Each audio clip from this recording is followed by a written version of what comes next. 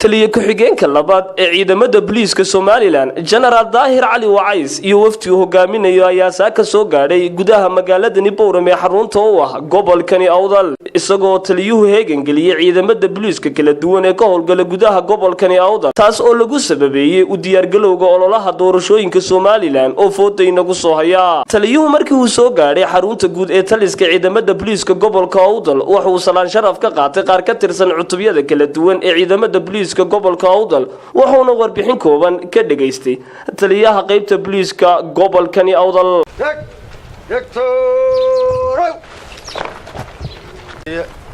halkan kugu diyaara 213 oo ah ciidankii qaybtii booliiska gobolka Awdal ee ka hawlgali lahaa ama u diyaara u diyaar garowgii doorashada fooda inagu soo haysa awal bay kastaanu diyaar ahayn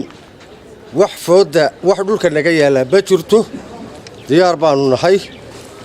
taliye ku-xigeenka labaad ee ciidamada booliiska Somaliland General Daahir Cali Wacays oo dhankiisa hadalka qaaday ayaa tilmaamay heegankan la geliyay ciidamada booliiska gobolka Awdal iyo waxyaabaha loo sababeeyay waan salaameyna guud ahaan ciidanka sida aad arkaysaan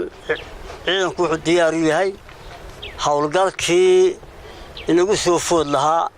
doorashada madaxtooyada oo ay muddo kooban inooga hadhayo ciidanku diyaar u yahay aad arkaysaan iyadoo si loo xoojiyo ammaanka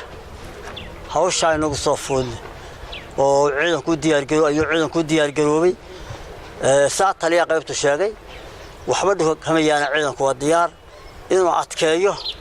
hawsha doorashada oo si nabadgelyo ay u qabsoonto iyada oo ciidanka booliiska ay kala qayb gali doonaan haddii alla yiraahdo oo hawsha laga wada qayb gali doono ciidamada kale qalabka sida Jamhuuriyadda Somaliland way ka qayb galayaan waxaana runtii aan u sheegaynaa bulshada iyo asxaabtaba in aad iyo aad loo adkeeyo oo xasiloon aad loo dhawro si hawsha ay inooga wax qalad u inoogaman waxaan ciidanku runtii u diyaar garoobay in wixii khalada carqaladaynaya ammaanka aw ciidanku gacan biro ku qabto Jaamac Hussein Jaamac Dude Somali Cable TV magaalada Boorama.